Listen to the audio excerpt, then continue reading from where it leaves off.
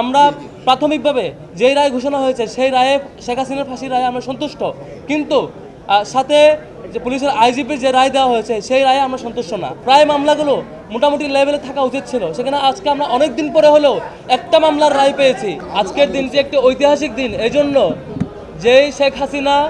তার রাষ্ট্রীয় এবং দলীয় বাহিনী নিয়ে দেশব্যাপী দীর্ঘ 15 বছর ধরে গুম খুন এবং হত্যাকাণ্ড চালিয়েছে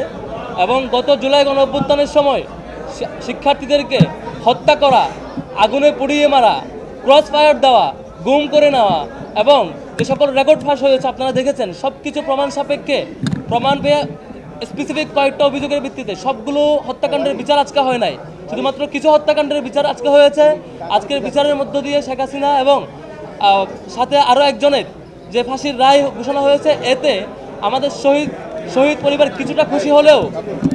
আমাদের আরও অসংখ্য মামলা যেগুলো এখনও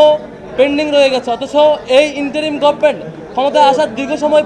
পার হয়ে গেছে, যেখানে প্রায় মামলাগুলো মোটামুটি লেভেলে থাকা উচিত ছিল, সেখানে আজকে আমরা অনেক দিন পরে হলেও একটা মামলার রায় পেয়েছি।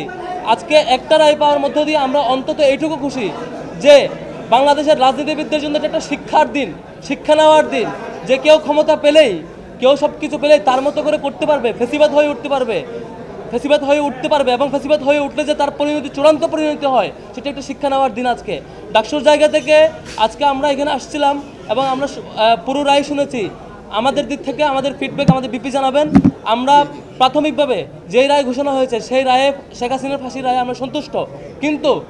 সাথে যে পুলিশের আইজিপির যে রায় দেওয়া হয়েছে সেই রায়ে আমরা সন্তুষ্ট না।